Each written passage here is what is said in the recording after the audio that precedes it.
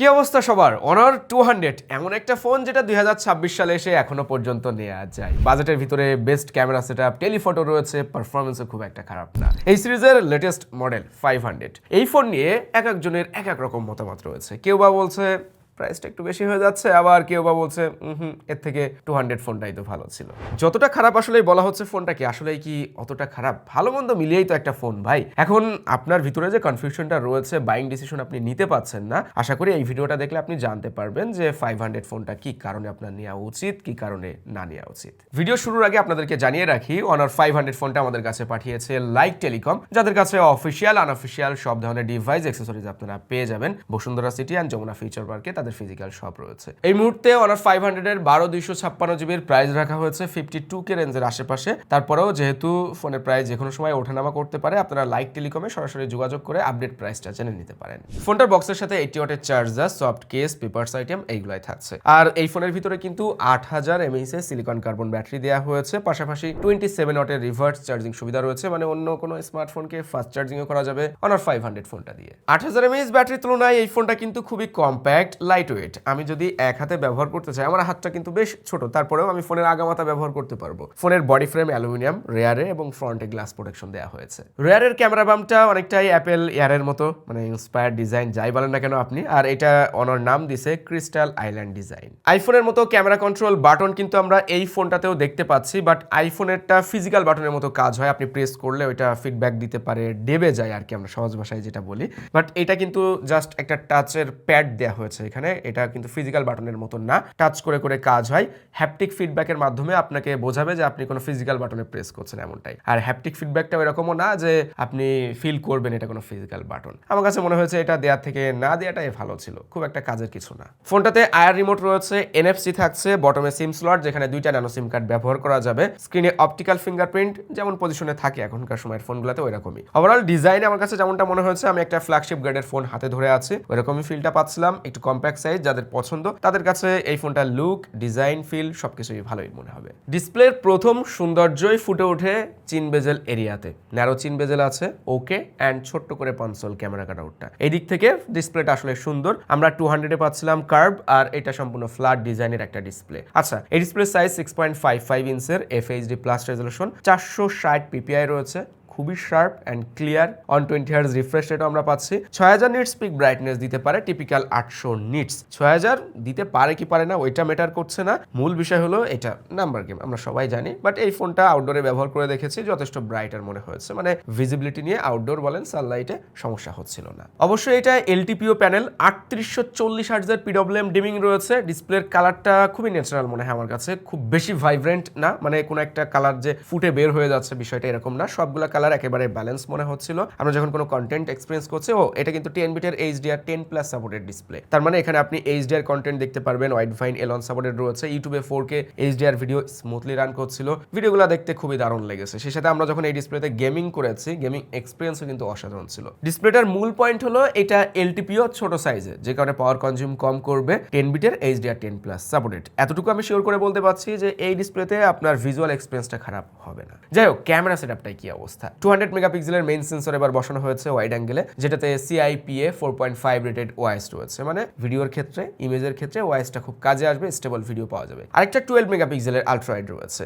এবার যদি আমরা 200 ফোনের দিকে একটু দেখি, তো ওই জায়গাটা কিন্তু 3টা ফিজিক্যাল ক্যামেরা ছিল, 50 মেগাপিক্সেলের সনি সেন্সর ওয়াইড অ্যাঙ্গেলে, টেলিফটো 2.5x ওইটাও সনি সেন্সর 50 মেগাপিক্সেল, আর 12 মেগাপিক্সেলের আলট্রা ওয়াইড, মানে বেস্ট একটা কম্বাইন বলা যায়। এই ফোনটার কি অবস্থা ভিডিওর ক্ষেত্রে, ছবির ক্ষেত্রে? চলেন এবার জেনে আসি। পোর্ট্রেট মোডে মোট 4টা ফোকাল লেন্থ দেওয়া হয়েছে। 24mm ফোকাল লেন্থ, 36mm পাবেন, 48mm পাবেন এবং 72mm পাবেন। আমরা তাহলে ইমেজ কোয়ালিটি একটু দেখি।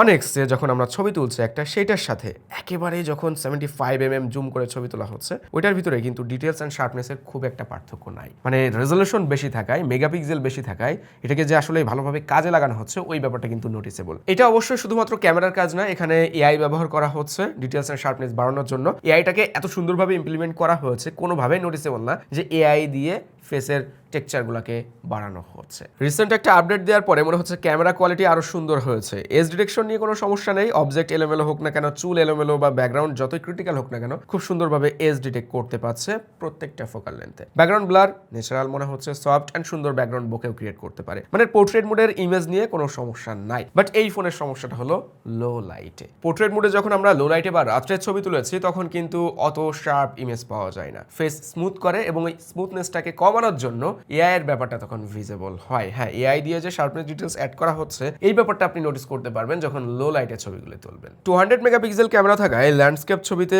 বেশ জুম করে ছবি তোলা যায় অ্যান্ড ছবিগুলো দেখতে খুবই শার্প ক্লিয়ার মনে হচ্ছিল। এক্সপোজার ব্যালেন্স খুব সুন্দরভাবে করতে পারে, শ্যাডো এরিয়াগুলোকে হালকা একটু ডিপ করে ফেলে যখন বিশেষ করে লো লাইটে ছবিগুলো তোলা হচ্ছিল সেই সময়টাই, কারণ এই ফোনের ডাইনামিক রেঞ্জে কিছুটা দুর্বলতা আমি পেয়েছি। বিশেষ করে যখন আলট্রা ওয়াইডে ছবি তোলা হচ্ছিল তখন তো ওই ব্যাপারটা বেশি নোটিসেবল হচ্ছিল, কারণ ওইটা 12 মেগাপিক্সেলের ক্যামেরা। ওভারঅল রেয়ার ক্যামেরার কোয়ালিটি আমি খারাপ বলছি না, আমার কাছে মনে হচ্ছে রেয়ার ক্যামেরার কোয়ালিটি ভালো ইমেজের ক্ষেত্রে, মানে আলো ভালো থাকলে ভালো ছবি দিতে পারবে। কথা হলো টেলিফটো লেন্সের যে ঘাটতি বা কমতি সেটা কি 500 পূরণ করতে পারলো 200 মেগাপিক্সেল ক্যামেরা দিয়ে? আমি বলবো না, কারণ টেলিফটো লেন্স তো টেলিফটোই, ও আপনাকে অপটিক্যাল জুম করে ছবি তুলে দেখাচ্ছে, বাট এইটা ডিজিটাল জুম করে ক্রপ করে ছবি তুলে দেখাচ্ছে, সেটার সাথে টেলিফটোর তুলনা আসলে কখনো হয় না।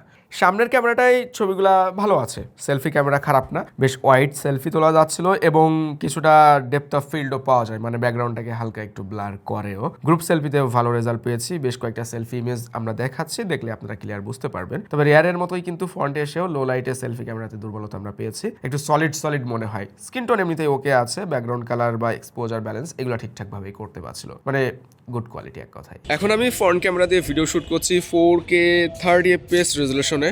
এখানে HDR মোড আছে, HDR বন্ধ করে আমি ভিডিওটা শুট করছি। EIS রয়েছে যে কারণে কিছুটা ক্রপ ভিউ পাচ্ছি, আর একটু ওয়াইডার হলে ভালো হতো। ডেপথ অফ ফিল্ড না, অতটা ভিজিবল না, সাদামাটা টাইপের ভিডিও, বুস্টেড কালার পাচ্ছি না। তো ভিডিও কোয়ালিটি তো এমনই পাচ্ছি, এখন সাউন্ড কোয়ালিটি কেমন সেটা আপনারা কমেন্ট করে জানাতে পারেন। আমি তো এখন শুনতে পাচ্ছি না এই সাউন্ড। হ্যাঁ, ন্যাচারাল টোনেই কিন্তু ভিডিও দিচ্ছে। পিছন ক্যামেরাতে সর্বোচ্চ 4K 60 FPS ভিডিও শ্যুট করা যায়। ওআইএস রয়েছে, EIS রয়েছে, আপনারা একটু স্ট্যাবিলিটি দেখে নিতে পারেন। পাশাপাশি আমি যদি অটো ফোকাসটা দেখাই, একটু ক্লোজে এদিকে তাকাও। অটো ফোকাস বেশ ফাস্ট, ফেস ভালোভাবে ট্র্যাকিং করতে পারছে অ্যান্ড ডেপথ অফ ফিল্ডও কিন্তু ভালোই পাওয়া যাচ্ছে।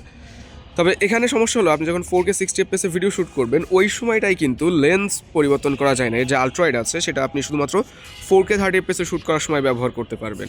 এই মুহূর্তে আমি যদি জুম করি, এটা ডিজিটালি জুম হচ্ছে যেহেতু সেন্সর একটাই। লাইট ব্যালেন্সও আমার কাছে ওকে মনে হয়েছে, ন্যাচারাল টোনে, যদিও ভিডিও শ্যুট করার সময় অতটা ভালো বোঝা যায়। অ্যান্ড সেই সাথে আমরা যদি একটা ল্যান্ডস্কেপ ভিউ নেই তো দেখতে ঠিক এমন লাগছে। যথেষ্ট স্টেবল ভিডিও পাওয়া যাচ্ছে।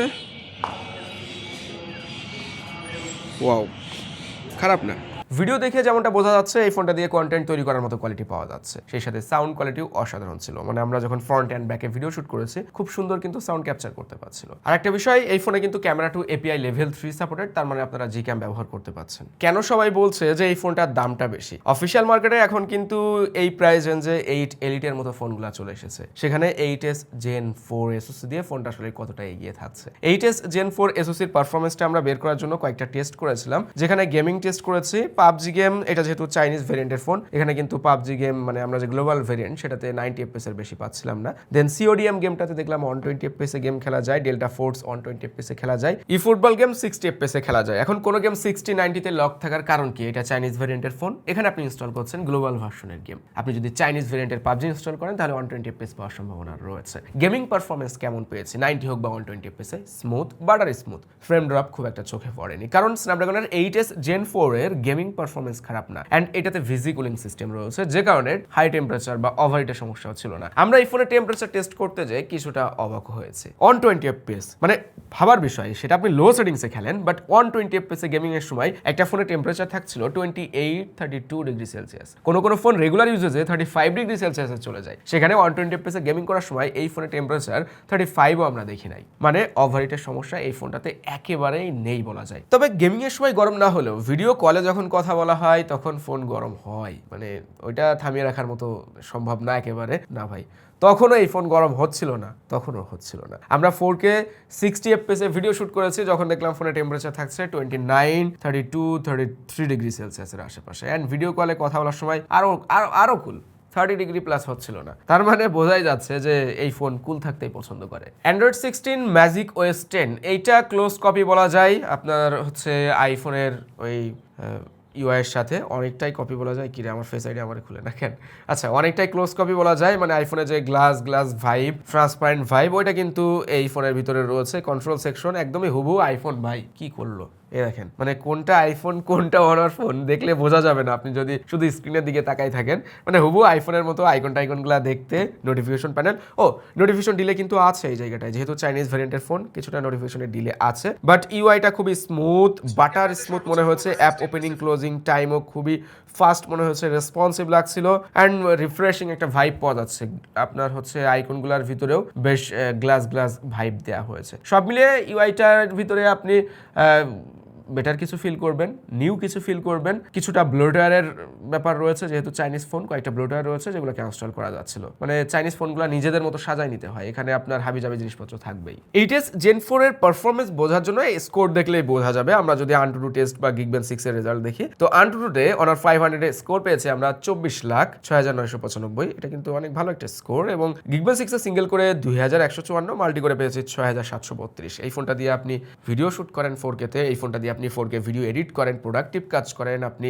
আর বাকি যে প্রেশারগুলো দেয়া হয় একটা ফোনের উপরে, গেম খেলা, মাল্টিটাস্কিং করা, অনেকগুলো অ্যাপ্লিকেশন হোল্ড করে রাখা, ওইগুলা ভাই হ্যান্ডেল করতে এর কোনো সমস্যা হবে না। মানে ডে টু ডে ইউজেজে পারফরমেন্স নিয়ে নো প্যারা এক কথাই। পারফরমেন্সের ব্যাপারটার সাথে কিন্তু ব্যাটারি রিলেট করে। এখন যে 8000 mAh এর ব্যাটারি রয়েছে, এটা দিয়ে আপনি ইজিলি 2 দিন পার করে দিতে পারেন, যেহেতু হাই পারফরমেন্সের একটা ফোন, পাওয়ারফুল ফোন। এখানে যদি আপনি হেভি ইউজ করেন তাহলে কিন্তু 1 দিন প্লাস ব্যাকআপ টাইম পাওয়া সম্ভব। লং টাইম গেমিং করা, লং টাইম ইন্টারনেট ব্যবহার করা, তাহলে 1 দিন প্লাস ব্যাকআপ টাইম ইজিলি পাওয়া যাবে। বাট আপনি যদি লাইট ইউজ করেন, ইন্টারনেট কম ব্যবহার করা, ব্রাইটনেস কমিয়ে ব্যবহার করা, গেম টেম না খেলা, তাহলে 2 দিন ব্যাকআপ টাইম পাওয়া এই ফোন থেকে সম্ভব। মানে ব্যাটারি ব্যাকআপ নিয়ে কোনো চিন্তা নেই। আর 80 ওয়াটের চার্জার, মানে ঝড়ের গতিতে চার্জ হয়ে যাবে। দিন শেষে অনার 500 ফোনটা আসলেই কেমন, প্রোজ অ্যান্ড কনস শোনার পরে আপনি আরো বেশি ক্লিয়ার হবেন যে ফোনটা আসলেই কেমন। সো প্রোজ নিয়ে কথা বলা যাক। এই ফোনের ডিসপ্লে কোয়ালিটি খুবই ভালো, আমার কাছে বেশ ভালোই মনে হয়েছে। তারপরে এই ফোনের ক্যামেরাতে ভিডিও কোয়ালিটি অসাধারণ ছিল, ভিডিওর সাথে সাউন্ড কোয়ালিটি দারুণ। আপনি যদি কন্টেন্ট তৈরি করার মতো ক্যামেরা কোয়ালিটি চান, যেখানে ওয়াইস থাকবে খুবই ভালো, মানে স্টেবল ভিডিও চাচ্ছেন, তাহলে এই ফোনের ক্যামেরা আপনাকে হতাশ করবে না ভিডিওর ক্ষেত্রে। তারপরে এই ফোনের ডিজাইন অবশ্যই গ্লাস ব্যাক,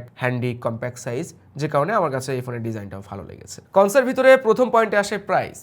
প্রাইস যদি কম হতো তাহলে টেলিফটো না থাকার ব্যাপারটাও মেনে নেওয়া যেত, অ্যান্ড এসওসির ব্যাপারটাও মেনে নেওয়া যেত। যে প্রাইসে এই মুহূর্তে ফোনটা পাওয়া যাচ্ছে, এখানে তো এর থেকেও পাওয়ারফুল এসওসি রয়েছে, টেলিফটো ক্যামেরাও কেউ অফার করছে। সো এই দুইটা জায়গায়, মানে বড় দুইটা জায়গায় বলা যায় ঘাটতি রয়েছে। ব্যাটারি বড় আছে, ডিসপ্লে কোয়ালিটি ভালো, বিল্ড কোয়ালিটি ভালো, বাট আপনার যদি টেলিফটোর ঘাটতি বড় ঘাটতি মনে হয়, আপনার যদি এই এসওসির পারফরমেন্সটা কম মনে হয়, তাহলে এই ডিভাইসটা আপনার জন্য না। আমার মতে চাইনিজ ভেরিয়েন্টের ফোন এত দামে এখন না নেওয়াটাই ঠিক হবে, আরো কিছুদিন অপেক্ষা করা উচিত। প্রাইস কমলে তারপরে বোধহয় নেওয়াটা ঠিক হবে। এখন আপনার কাছে 500 ফোনটা কেমন মনে হয়েছে কমেন্ট করে জানাতে পারেন। এই তো ছিল আজকের ভিডিও। সবাই ভালো থাকবেন, সুস্থ থাকবেন, আল্লাহ হাফেজ।